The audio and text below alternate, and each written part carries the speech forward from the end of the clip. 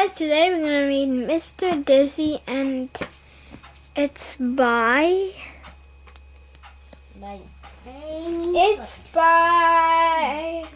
Roger Hargreaves. It's just blocking here. It's just blocking. By Roger Hargreaves.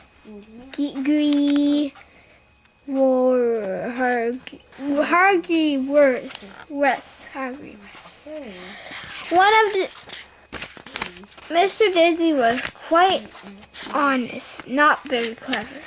If you asked Mr. Dizzy what was the opposite of black, he would say, the opposite of black, pink. He lived in a house on a hill, which he'd built himself. A not very clever house. The end. One of Mr. Dizzy's problems was that he lived in a country where everybody else was terribly clever. Cleverland. Everything and everybody in Cleverland was clever. Poor Mr. Dizzy. Everything was around him was so clever. It made his head spin.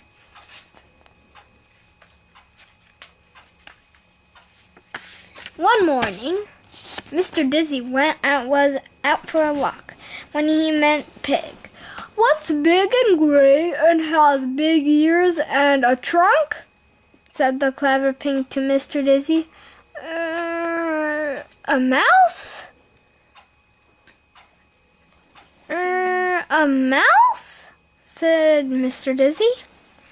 The pig laughed sarcastically at Mr. Dizzy and went off shaking his head.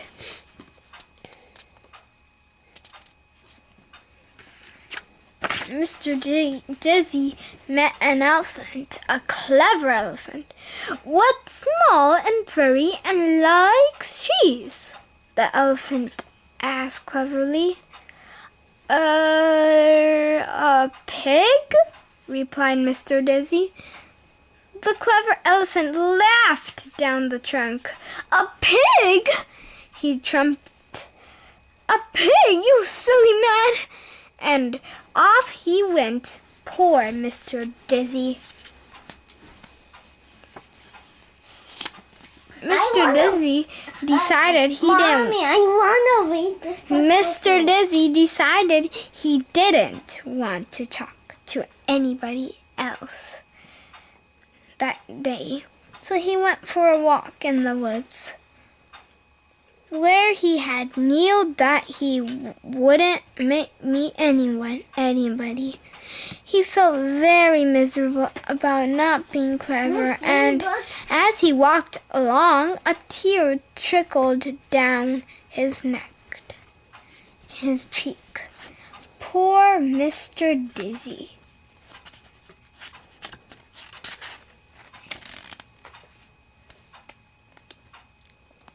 Then, in the middle of the woods, he came across a well. Little did Mr. Dizzy know, that is, wishing well. That day was warm, and so he decided to take a drink of water from the well. Mr. Dizzy drank deeply, but he was still unhappy. "Oh, I wish I could be clever," he sighed. Little did Mr. Dizzy know that whoever drinks deeply from the well water at the wishing well will have his wish come true. And Mr. Dizzy had wished that he could be clever, and his wish could come true. He was clever, but he did not know yet. Didn't know yet. Know it, not yet. On the way home, Mr. Dizzy came across Elephant and Pig he had met earlier. They were telling each other about how they made Mr. Dizzy look silly by asking him a question he couldn't answer. They were giggling, snickering about it when they saw Mr. Dizzy approaching from the woods. "Here he comes again!" giggled the clever clown. "Let's ask him another question," snickered the clever elephant. 7, 8. Mr. Daisy came upon to them.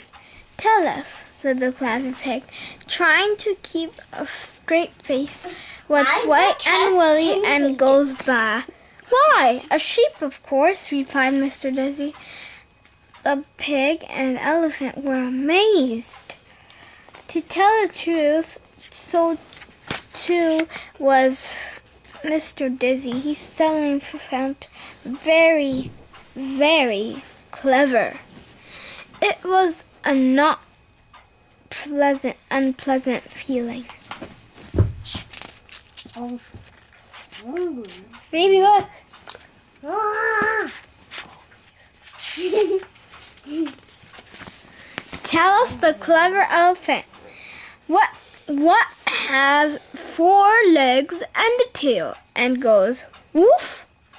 How easy, replied Mr. Dizzy. A dog, of course. The clever pig and clever elephant couldn't understand how Mr. Dizzy has become so clever in one morning.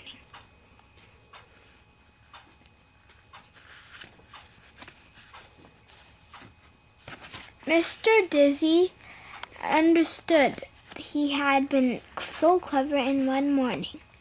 But we know that he'd become so clever in one morning, don't we?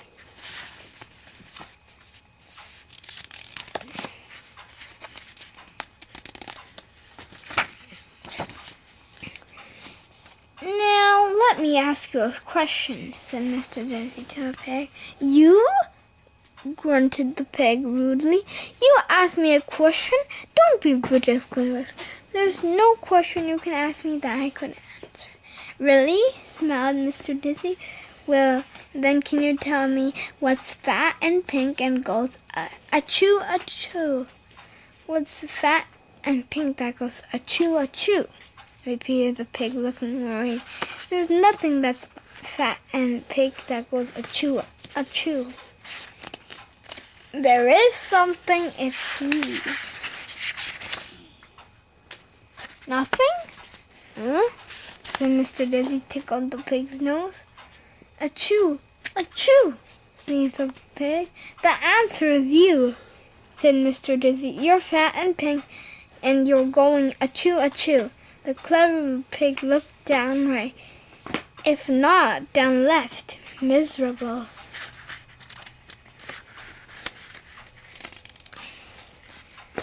Mr. Dizzy turned to the elephant, who incidentally had stopped snickering. "Now," said Mr. Dizzy, "let me ask you a question. What's large and gray that goes dop it, dop it?" "What's large and gray that goes dop it, dop it?" repeated the elephant, looking worried. "There's nothing that's large and gray that goes dop it, dop it." "Oh, yes, there is," grinned Mr. Cookie. "There's certainly something that's large and gray that goes dop it, dop it." And he tied a knot to the clever elephant's trunk. "Dop it, dop it," cried the elephant, who wanted to say, stop it, but he couldn't talk with a knot in his trunk. Mr. Dizzy grinned and went home.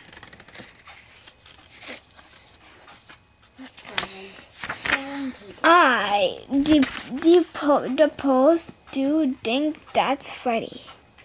I suppose to drink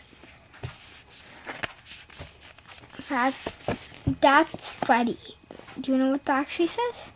"I suppose to think Dad's cats. Cuddy? I don't know. Said the elephant. I don't know what he actually said. And here, Mr. Messy.